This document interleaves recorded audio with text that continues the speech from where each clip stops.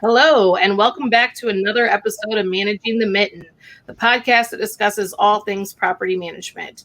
Now, property management is by no means a glamorous business. If you're a landlord or a property manager, chances are you've seen some stuff. If you're a new investor or a new landlord, maybe you haven't seen anything crazy yet, but just you wait. This is what we're going to talk about today, property management horror stories. And I couldn't think of a better group of people to talk about this with than this lovely group here. Hello, everybody.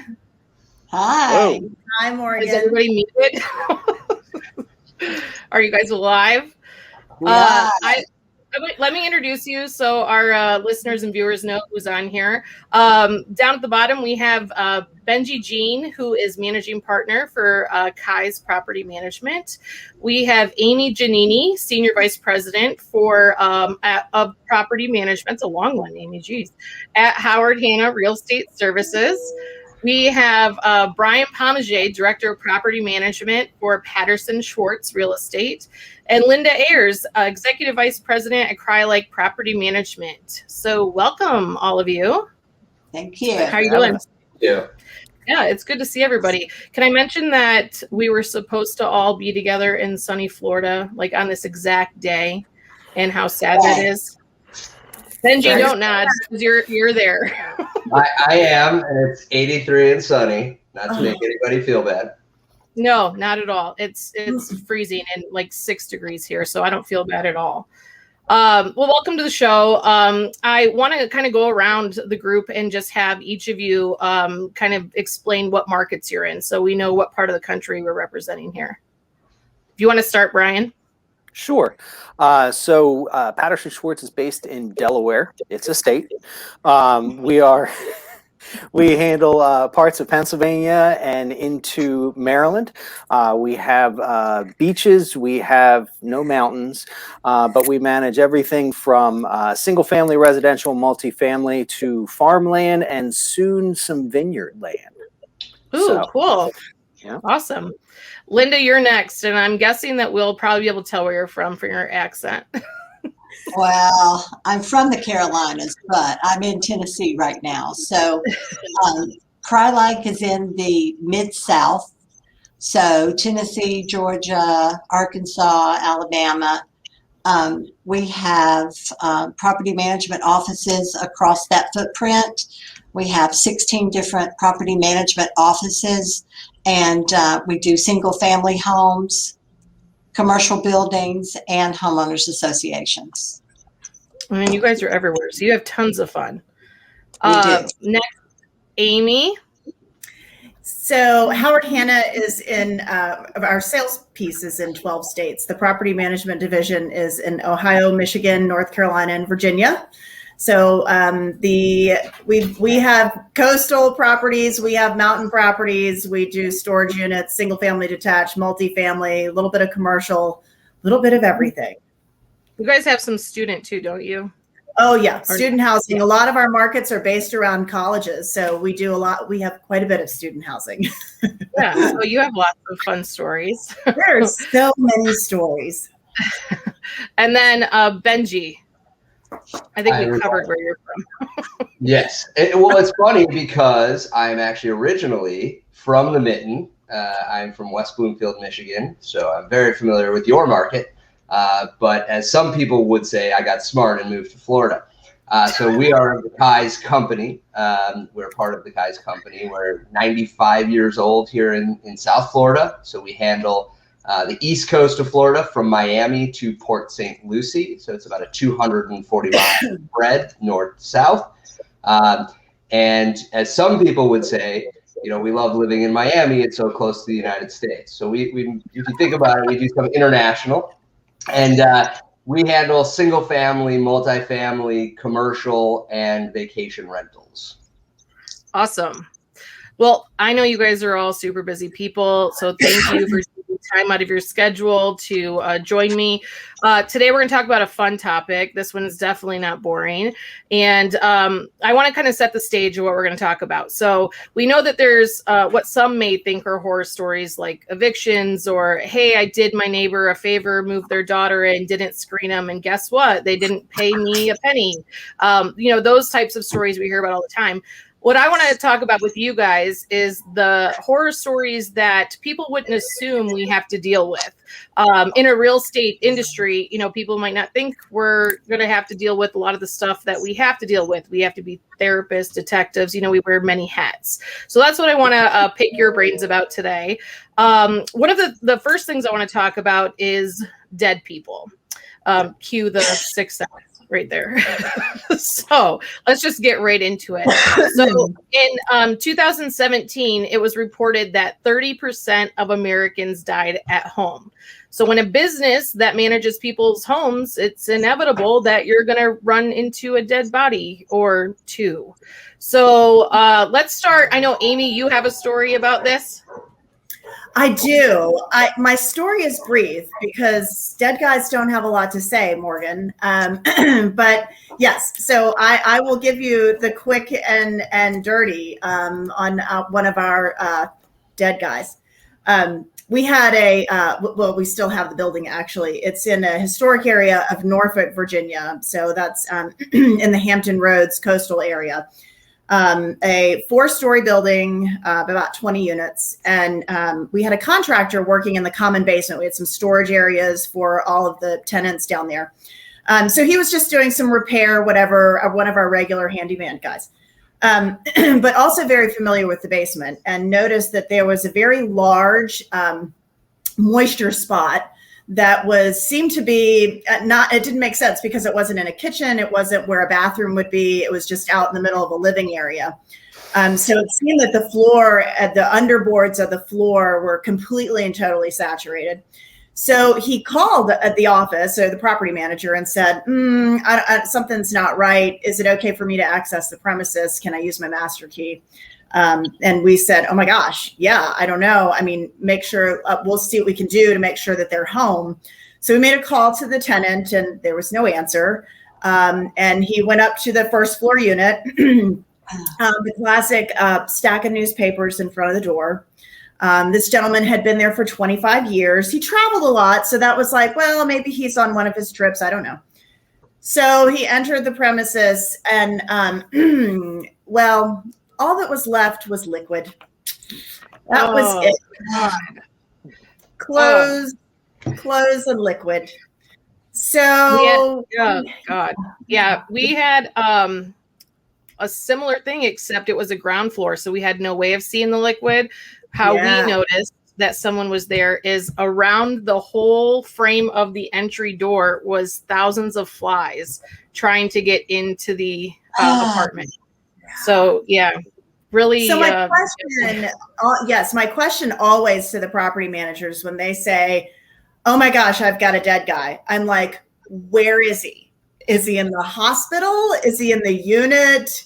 Yeah, where is he?" And the next question is, how long? Yes. I don't know if that would have been my question. I think my question would have been, are they set up on auto pay? Right? Well, so occupied. My question is, do we need an ambulance or a shop vac? So good. And we joke, but you have to have a sense of humor in this business, or it'll drive you crazy. Absolutely. I mean, it's sad, but you got to laugh, or it's just too much. And I'll tell you guys, the other thing that was so interesting is, so no next of kin, can't find anybody. The other thing that we found in the unit was this giant, gallon pickle jar full of cash. So what do we do with the cash? I mean, we were able to apply some to this balance, Benji. The rest of it became the property of the state. It was an interesting process on all kinds of levels. Yeah, that is crazy. Another one of my dead guy stories. I have hundreds. I want to tell more than two because that's just morbid. But another one, we had a tenant below who was having a leak in their bathroom, and it was coming from the ceiling. And so we thought the tub is leaking something. So the maintenance guy goes into the unit and looked in the bathroom, saw a guy dead in the bathtub with the water running, and the water was overflowing. And he ran down the stairs and said, "Morgan, the guy's dead." And I said, "Go in there and shut the water off." And it's probably one of the few times I've had my maintenance guy say, "F you," to me. I am not going in there. And I said, "You have to, it's damaging the building." And he was like, "I do not care. I am not going in there." And then we realized after a few minutes that, wait, we can go in and shut the water off to the whole building. So we did that. But yeah, he had died running a bath, and it was damaging a unit. And I couldn't force him, but we laughed about it afterwards. Why wouldn't you go in there? And he's like, "Are you kidding me?" It's not what you sign up for with a maintenance position. Morgan, I know we joke about people being freaked out by death, people money side of it, but one of the things that most owners don't understand, in the state of Florida at least, and I'm sure around the country, there are very specific laws surrounding what happens to the possessions. Absolutely, and you can get into a significant amount of trouble if you don't know the laws, if you're trying to do it on your own. Here in Florida, we have to wait 60 days unless there's something in the lease for an heir to come forward.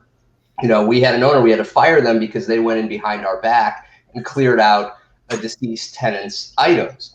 And the last thing you need is for an heir to come forward and say that was a 14th century armoire worth $6 million. Right. You could say, well, then why were they behind on their $400 a month rent? But that's not really going to play in court, right? So you have to be very cognizant that there are laws surrounding a lot of what we do in property management. Absolutely. Anyway, have we covered the dead guys enough? Do you guys want to move on to a less morbid topic? We're good there. Okay, so another thing that we see a lot, and I'm sorry, my dogs are working from home, barking in the background. But anyways, another thing that happens is, you may screen a tenant, do your due diligence ahead of time, but tenants go bad. It should be the Girls Gone Wild videos should be just tenants gone bad videos. We could probably have a masterpiece on our hands with that. But Benji, I know you have a great story about a tenant gone bad that I would love for you to tell. Are we talking about the chinchilla, or are we talking about the drugs? Yes, you have to tell the chinchilla story. All right. So we have a property. It's a 12-unit multifamily, and we had a tenant who started to fall behind. And obviously, as part of our job, we post 3-day notices and handle evictions. And once we posted the 3-day notice, all of the sudden, this tenant decided that he had mold in his unit. Right. And for all of us in the property management business, the M word is one of the worst words that you can have, right, or hear. Correct. And so we sent somebody over. It turned out that it was a little, moisture mark on the ceiling. Right. But we took down the drywall and we fixed it. We bleached it. We followed all protocols. Fast forward, and we get a call from this tenant saying that he had to rush his chinchilla to the emergency room at the vet. And ultimately, the chinchilla died. And the chinchilla died because of mold, and he spent $800 on a chinchilla autopsy.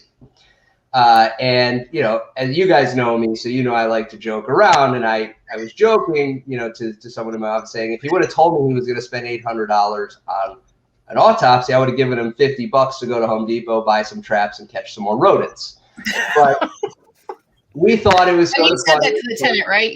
You said that to him, right? In so many words, because he was a very difficult. But we're professional, and we kept it professional. Yes. So we simply said to him, "I'm sorry. One, you can't prove that this was caused by mold, which doesn't even exist in your unit, because we got a mold test done. But we also said, we just reviewed your lease, sir, and it appears that you don't have a chinchilla listed on your lease, and that's technically an exotic pet. So we thought we would leave it at that." So fast forward a week later, and I got a letter from a personal injury attorney addressed to us stating that this tenant was suing us and the owner for emotional distress and for the chinchilla dying, and to recoup the money for the chinchilla autopsy. So, if you know me, you know that I don't take those things lightly, and I, thought it would be a great idea for me to respond to the attorney, because my owner was really concerned, right? He was named in this suit, and he, Sure. So, that's one of the benefits. Is I said, well, since we're named on it too, let me handle this for you, right? And so I wrote the attorney back, and you have to remember, again, with property management, there are very specific laws surrounding property management. There are statutes. They don't always apply in personal injury. Personal injury attorneys don't really know the statutes. So all of the information was incorrect in his letter. So I took the opportunity to try to educate him with my letter back to this attorney, and explained all of the reasons why he was going to lose, which prompted the attorney to write back and really not a nice email back or letter back. At which point, then I turned it over to our attorneys, and they wrote him a letter telling him that he was going to be disbarred for the things that he said in his letter to me. And so ultimately, this tenant, one, got evicted because he had an unauthorized pet and refused to pay rent because of, mold that didn't exist in his unit. And my owner was thrilled because this frivolous, personal injury lawsuit was handled. But most do-it-yourself landlords, most regular other landlords don't have those pieces of knowledge and statutes, don't have the know-how to get through those situations. People, their base instinct a lot of times is fear, right? And so they will pay to make that fear go away. And our job really is to, assuage those fears and take care of the issues for them. And so we were really thrilled. I did request a copy of the autopsy of the chinchilla to hang on my wall. Absolutely. I have yet to receive it, but if I do, I will send that out to everybody. Yes, we have to see it. We need That's a a great copy.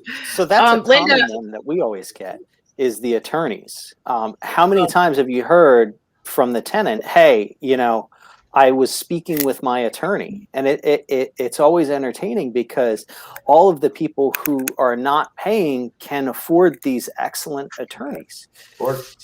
So it's kind of funny. And really, a letter from an attorney doesn't carry any weight. It's the letter from the judge that you have to worry about. Correct.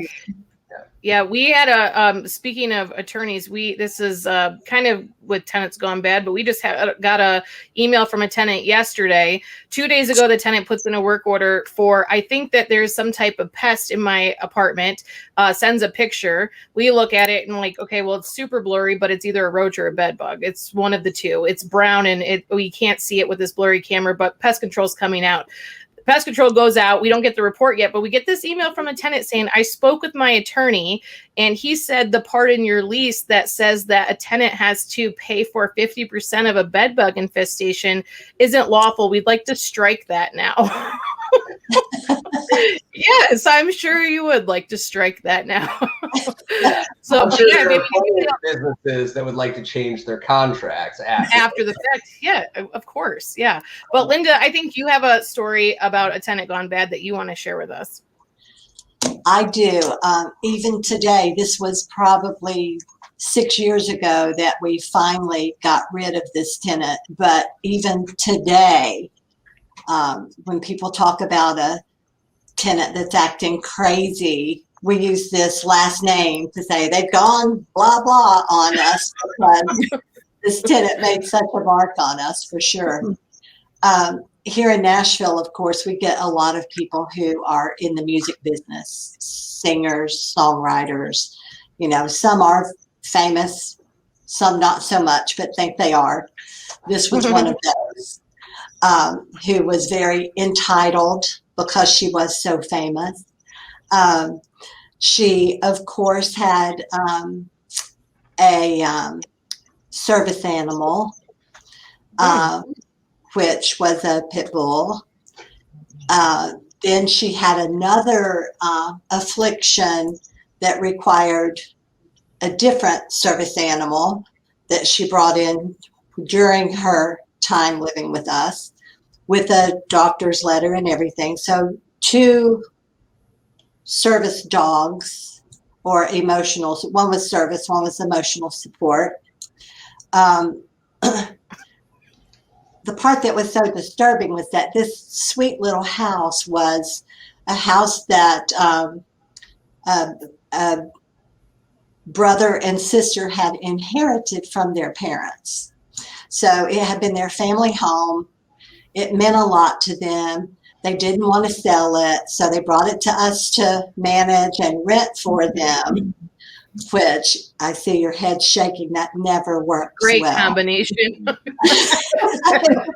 Recipe for disaster, because they're so emotionally invested in the property, right? Mm-hmm. So we first, aside from the first service animal that was there when she moved in, we started seeing all these posts and hearing from people in the community about these concerts and stuff she was holding on the property. So she was turning the property into an event venue, sending out flyers, posting it on the internet, charging admission, having rented a hot tub for people to get and had it brought onto the property, bonfires, drum circles. I mean, this went on constantly. Then we started seeing it come up on VRBO, Airbnb. She then would post stories about the people that she was renting the rooms to, really inappropriate stories on her Facebook page,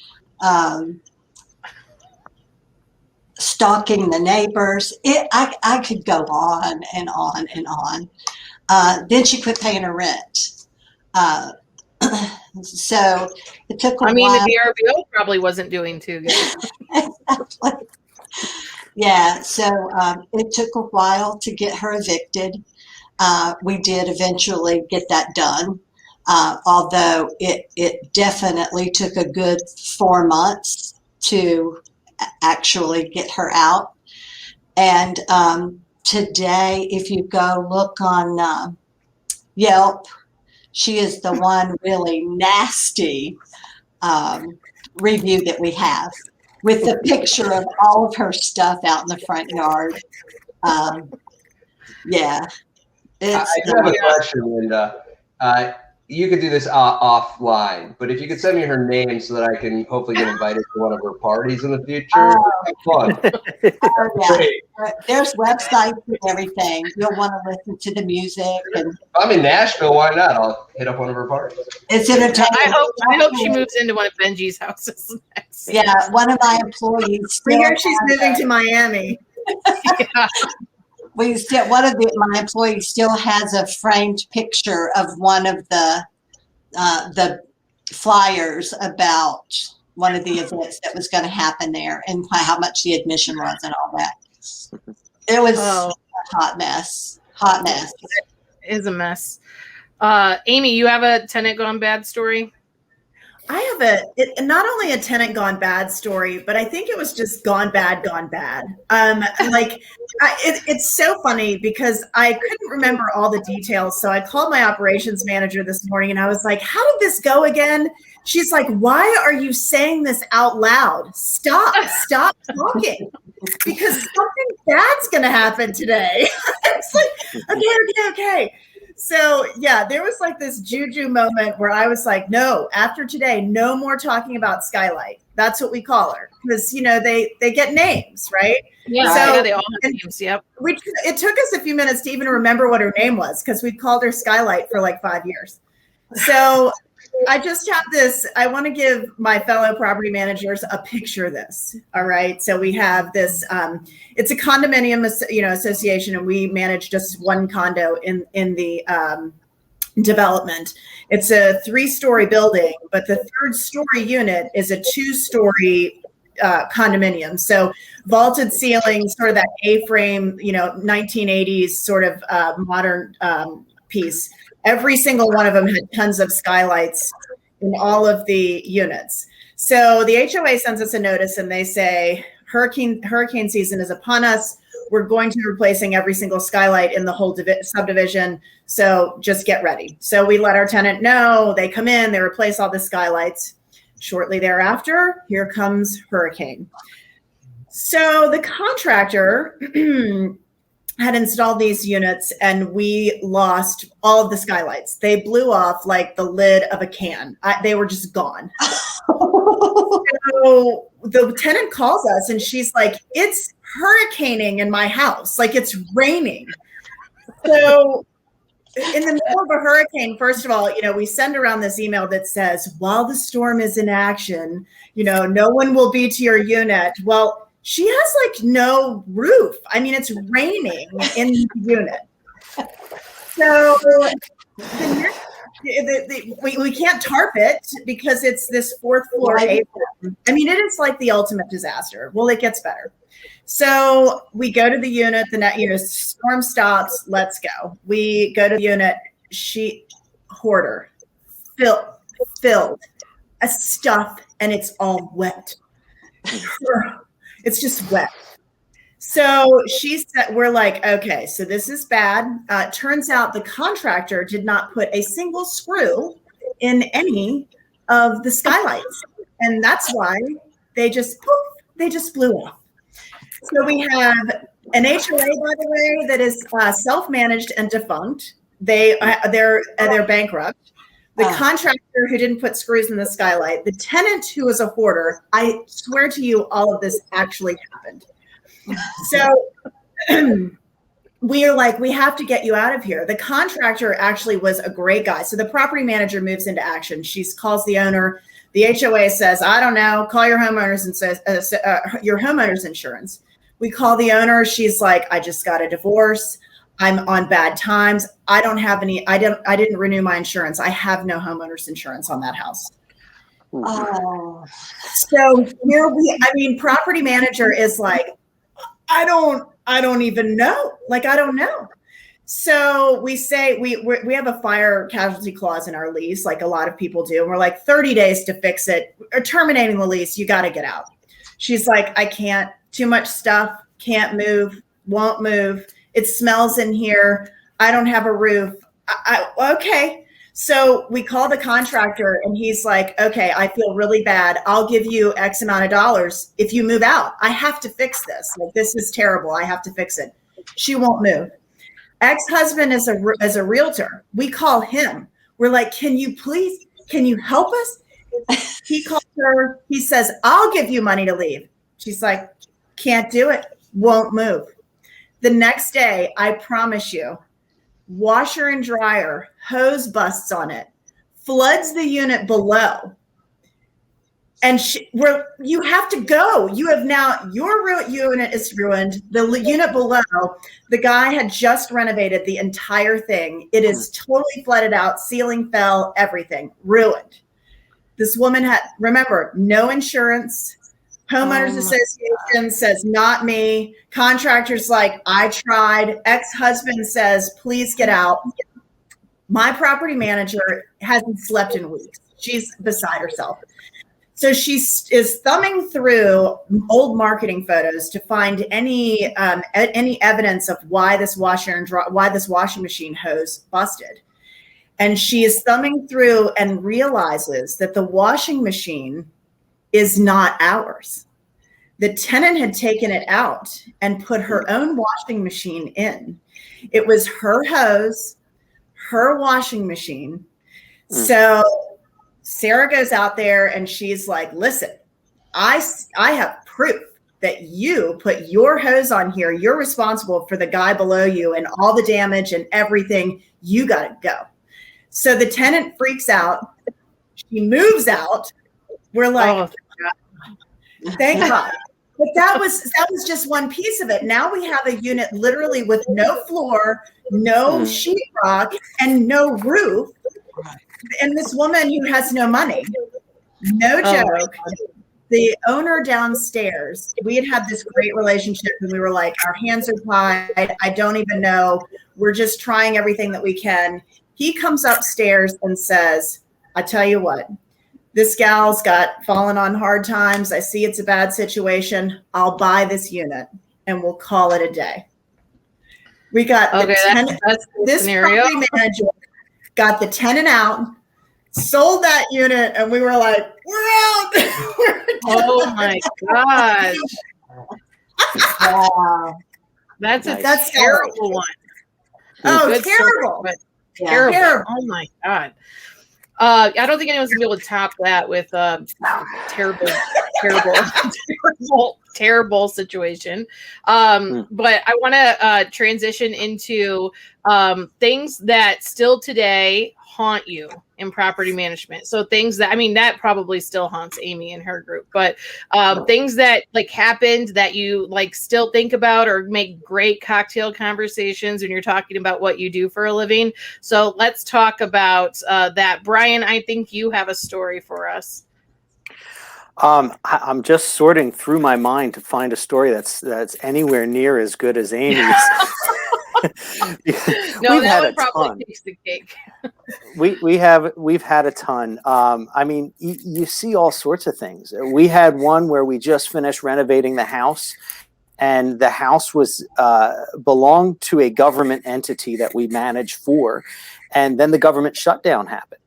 And they said, you can't go to the property. You can't maintain it. We can't go there. The government shutdown has happened. Nobody's allowed to go there. We're like, all right, it's fine. We're good. It can wait a week. Well, in one night through the winter, a pipe's ruptured and it filled the property with water, which froze. And then we went by and the whole property was a skating rink. And it's a historic property. It's on government land. The whole process for doing anything to any of these properties, any repair has to go through review after review, has to be certain historic materials.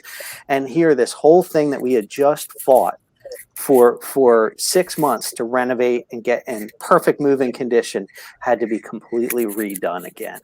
And those are the kind of things it's just a battle. So whenever it gets cold out, I start thinking, okay, winterize everything. Vacant homes are just a nightmare. It's just horrible. I mean, occupied homes can be a nightmare, but vacant ones. Vacant are even worse. Yeah, no, I hear you. And the pipe breaking thing freaks me out too. We had a home where we, with our utilities, we'll have a landlord-tenant agreement. So when the tenant disconnects, it comes on into the landlord's name automatically or our name. And they didn't work in this case. The utility company shut the electric off and the gas was on, but the furnace's electric ignited. So no heat was happening. And we got a call within a day of the tenant moving out. One day later, we got a call from the city saying that there was an actual luge waterfall coming out the side of the home, and they just happened to be driving down and looked over, and there's literally a luge of ice coming out of the side of it. And I can laugh now, but it was not funny at all, because you have to explain to your owner that, hey, this is on the utility company. It ended up resulting in a lawsuit and ended up lasting years, taking off years of my life. But pipes freezing, that's a terrible one, something that we have to make sure of all the time. What else? Who else has a haunting story to share? Well, the insult to injury is then you get the water bill, because they could care less. Yeah, exactly. And whatever you pay to fix everything, then you're paying for every little drop of water that broke everything. Yep. But I think my one that still terrifies me to this day a little bit is we had this house we rented, and it was just questionable what was going on. The person was well qualified, but then after calling him and realizing for repairs he was never there and other people were, we've realized he had his cousins or nephews living there. And the more we went in the house, the more we just questioned things. And they were just from other countries. They were nice enough. They were, but it just seemed weirder and weirder. And by the time they left, we found in the basement suitcases filled with different clothes of all different sizes, and then lots of balloons. So we figured they were smuggling And they were Oh. picking people up at the airport and they were smuggling. And we got into an argument with them because they had taken the refrigerator. And here the guy is yelling at me and he goes, "You're doing that," because we charged him for a refrigerator. And he goes, "I hope you sleep well at night." I'm thinking, okay, I just pissed off a drug runner. and my home address is public knowledge. So Yeah, it that's was- terrifying.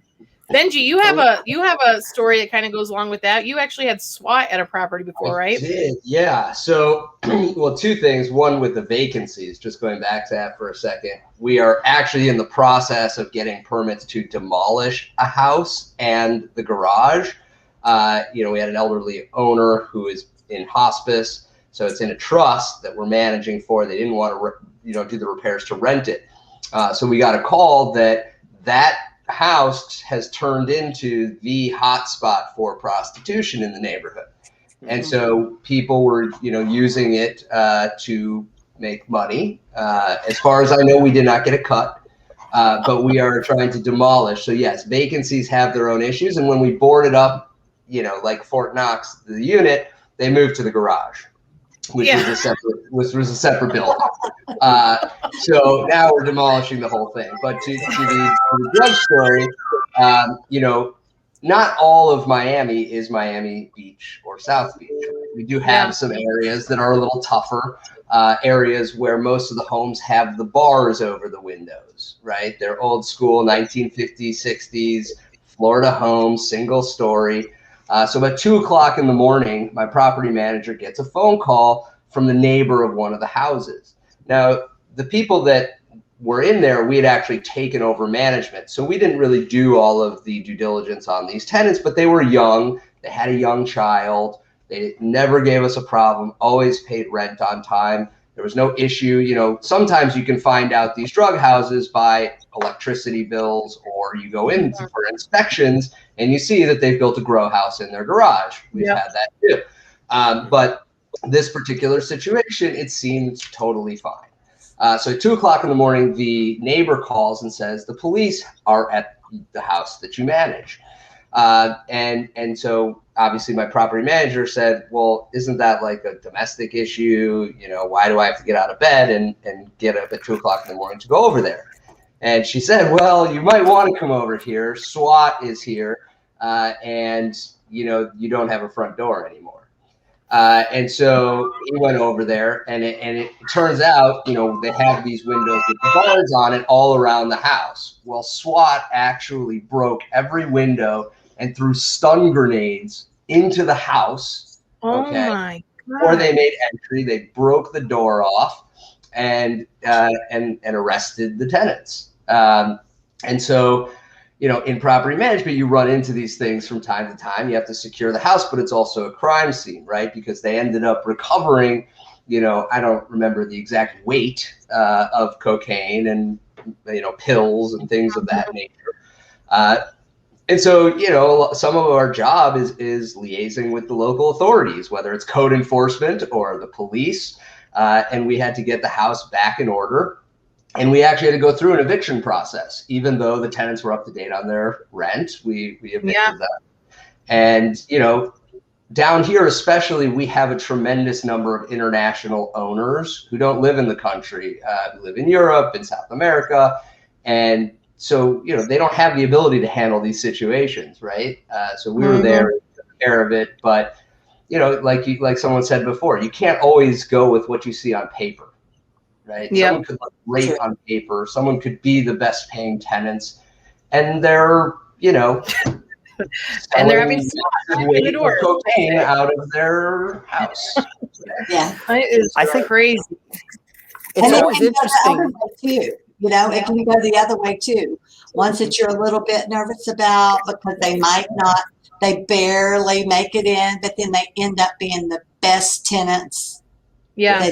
It's crazy.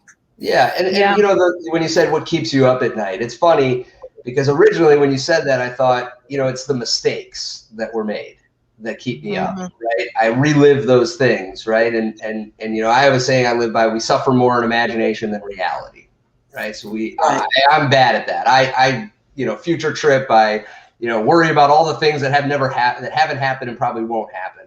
Yeah. But really, when you start to think about it, those are actually all of these stories, all of those mistakes are really what keep me going, because I know that each one of these steps, and I'm sure all of you are the same, you learn and you don't make those mistakes. And your average landlord, the odds are just the sheer volume of what we all deal with would never learn 95% of these things. Just doing it with one property. So it is very difficult if you're trying to manage your own property, do it by yourself, and you run into these situations. You just don't know what to do. We've gone through fire. We've dealt with these situations. So it helps. Yeah, let us be your trial by fire. I have a story that I think will make you guys itch if I tell you it, but it's one of my haunting ones, and it's the one that I share when I'm, having dinner with people that I don't really care for. But there was I was managing a building in Royal Oak, Michigan. Benji, you'll know right where this is. But I'm managing a building and have tenants, that you never hear from, and in property management, no news, sometimes good news, not always. But I got a call from a local restaurant right on Woodward Avenue. And it was weird because the girl or the hostess there said, this is going to sound weird, but there's a regular that comes in to eat here every day. And I think he lives at this apartment complex. And I said, okay. And she said, well, I'm just calling because we've noticed that when he comes in, he actually has bugs on him. And I was like, what? And she said, yes, we've told him that he can't come in, but something's a little off. But every time he comes in, he actually has like physical bugs crawling on him, and like in his like hair, and she noticed him in his neck here.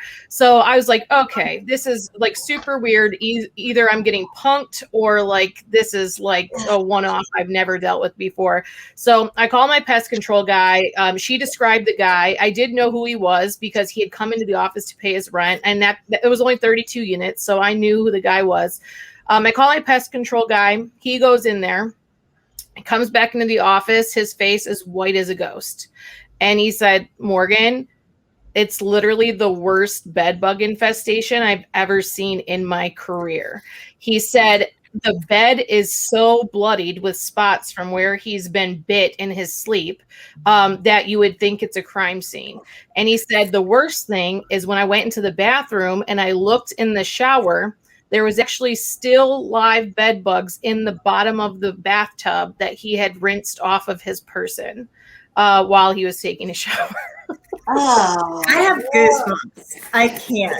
I mean, at least he didn't bug you about it. Oh my God. Oh, Dad. oh. But yeah, so we had to get that unit treated. The other thing is sometimes, we deal with people that have a mental illness or a serious, issue. And sometimes, hoarding kind of, it's a medical issue. And so this tenant too was on top of it, a hoarder, and he collected or preferred to hoard phone books. And so there was stacks on stacks on stacks of phone books. And when the, phone company used to deliver them on doors, this is probably going to date me a little bit, but when they used to deliver the phone books to the actual, doors, he would go around and collect them and put them in his unit. But even the pages of the phone books had bugs in them. It was like literally everywhere. It was kind of like the light a match and deal with it kind of scenario. Yeah. So that is a haunting, something that haunts me for sure. I've heard if you get a chinchilla, they actually eat the bed and they'll chase them away. I heard the same thing, but you have to be careful because I heard bed bugs can kill chinchillas, and then you don't want to pay for the pain and suffering. Right? The risk management there is a tightrope. Yeah, I was a little upset because I also asked him if I could have it so I could make at least like some earmuffs out of it. I mean, that's a little expensive. I think two chinchillas for earmuffs. You could have one, maybe. That's how well he said it. Yeah, exactly. How many bed bugs did it eat? Well, thank you guys so much for being on with me. This was a lot of fun. I really appreciate it. This will end our podcast for today. Next is going to be one of my favorite part of the shows, our Maintenance Minute with Randy Ostrom. So stay tuned.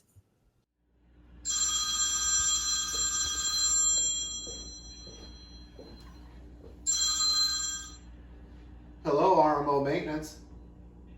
Oh, slow down, slow down. Just give me a minute.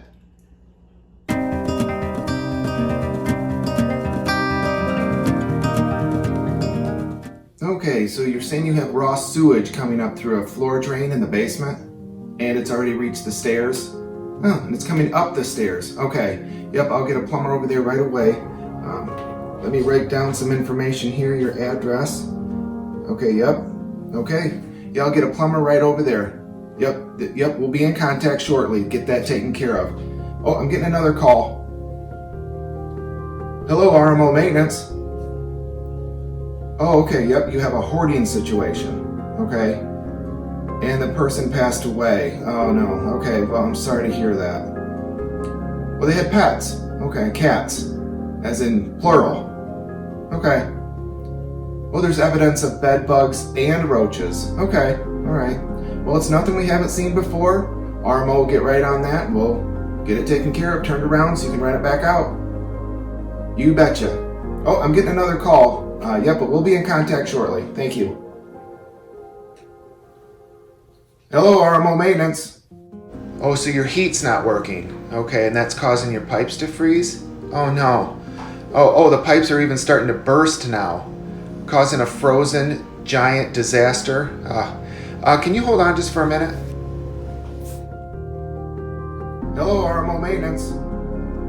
Oh, what do you mean your toilet exploded?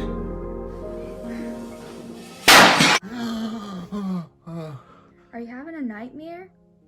Nightmare? No, just dreaming about work.